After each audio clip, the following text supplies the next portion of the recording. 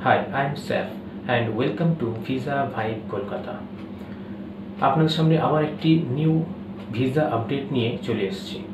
আপনি কি কোনো ভিসা অ্যাপ্লাই করার প্ল্যানিং করছেন বাট রিজেকশন নিয়ে ভয় পাচ্ছেন? No worry. এই ভিডিওতে আমি আপনাদের সামনে ভিসা রিজেকশনের 5টি মেন রিজন নিয়ে ডিসকাস করব এবং তার সাথে কিভাবে এই রিজনগুলোকে অ্যাভয়েড করবেন তার টিপসও শেয়ার করব। ভিডিওটি লাস্ট পর্যন্ত দেখবেন কারণ 5 নম্বর রিজনটি বেশি important. So let's start. So reason number 1, incomplete বা ইনকারেক্ট ডকুমেন্টেশনস, যেমন পেপার মিসিং, রং ইনফরমেশন বা incorrect information in the application form. মানে হলো আপনার যে অ্যাপ্লিকেশন ফর্মটা আপনাকে ফিল আপ করতে হবে ভিসা পারপাসের জন্য, সেই অ্যাপ্লিকেশন ফর্মে আপনি যদি কোনো রং ইনফরমেশান দেন বা ইনকারেক্ট ইনফরমেশান দেন, যেমন পাসপোর্ট ডিটেলস বা আপনার নামের স্পেলিং মিসম্যাচ বা আপনার date of birth mismatch, so এইসব কারণের জন্য ভিসাটা রিফিউজ হতে পারে। সো এই রিজনগুলোকে কীভাবে অ্যাভয়েড করবেন?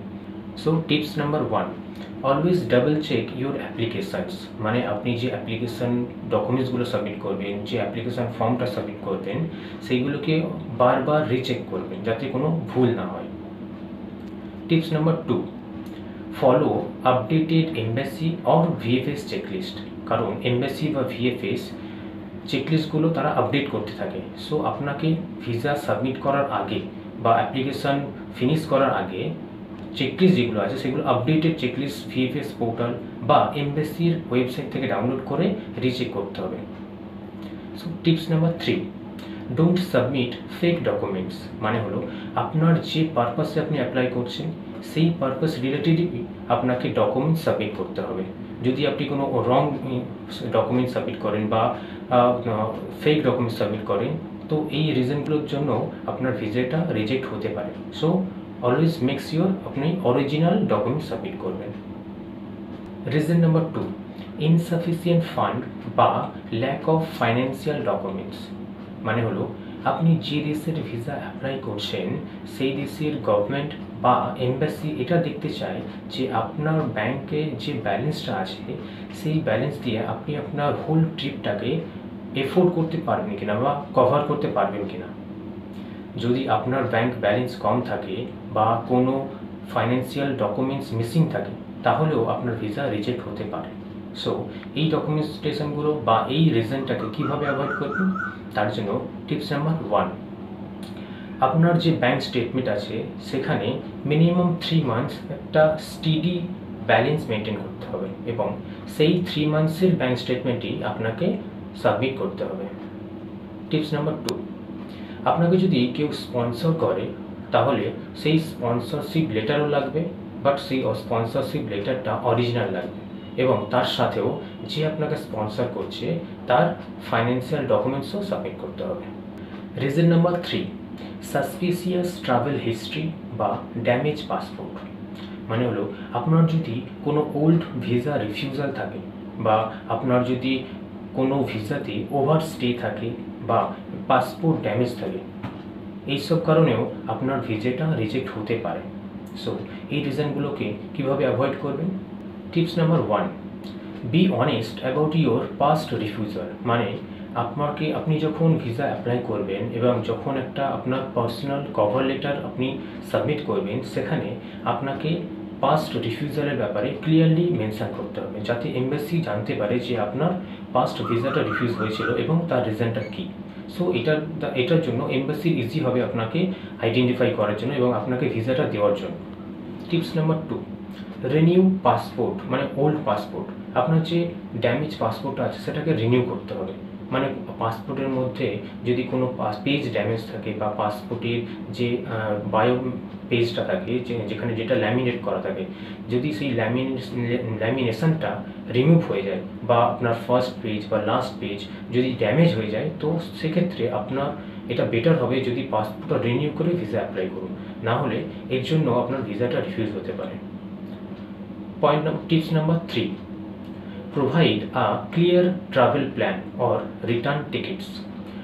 আপনি যখন ভিসা অ্যাপ্লাই করবেন তখন আপনাকে একটা ক্লিয়ার প্ল্যান বা ক্লিয়ার আইটিনারি প্রোভাইড করতে হবে। মানে আপনার হোল ট্রিপটা একটা আইটিনারি বানিয়ে আপনাকে সাবমিট করতে হবে এবং আপনাকে তার সাথেও রিটার্ন টিকিটটাও বুক করতে হবে।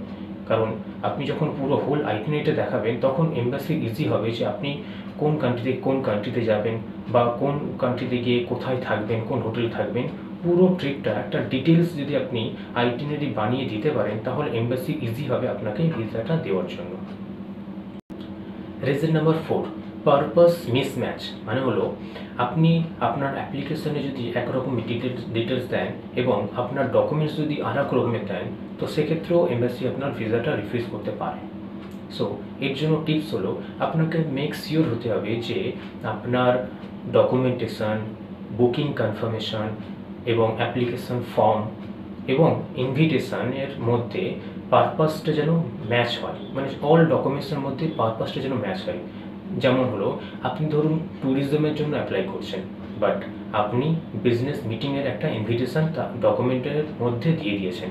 সো এক্ষেত্রে এমবেসির ক্লিয়ার হবে না যে এমবেসি আপনাকে কোন পারপাসে ভিসাটা দেবে, ট্যুরিজম পারপাস না বিজনেস পারপাস।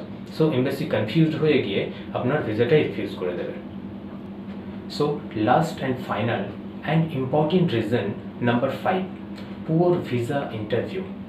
কিছু কিছু কান্ট্রির ক্ষেত্রে এবং স্পেসিফিক কিছু ক্যাটাগরি আছে যেখানে আপনাকে ভিসার ইন্টারভিউ দিতে হতে পারে, যেমন employment or work visa, study visa, যেখানে এমবাসি আপনার ইন্টারভিউ নিতে হতে পারে।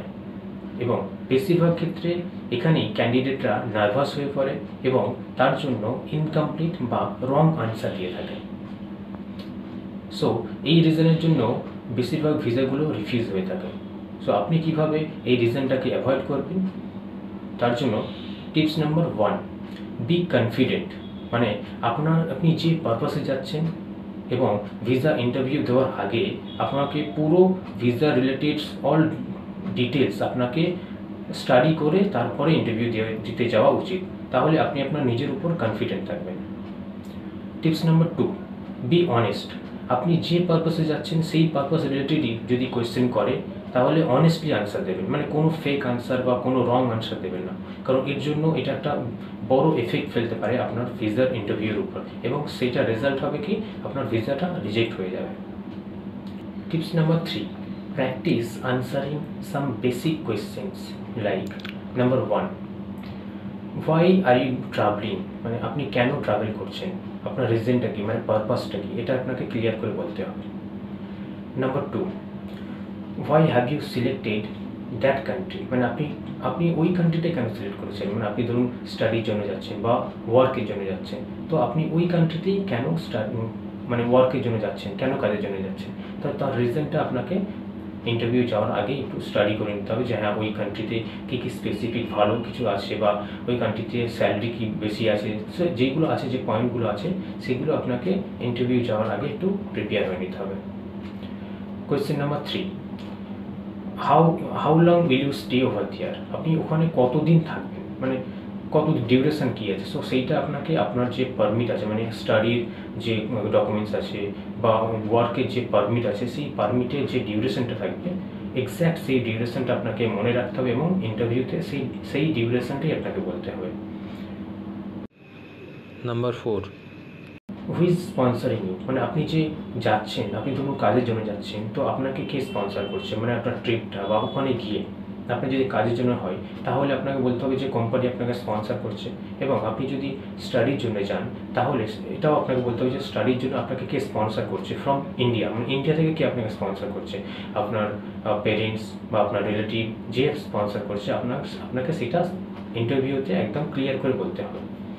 সো এটাই ছিল আমাদের 5টা রিজন যার জন্য মোস্ট অফ দ্য ইন্ডিয়ান ভিসাগুলো রিজেক্ট হয়, এবং তার টিপস আমি শেয়ার করেছি যেগুলোকে ইউজ করে আপনি আপনার ভিসাটাকে ক্লিয়ারলিভাবে এবং সাকসেসফুলভাবে অ্যাপ্রুভ করাতে পারবেন।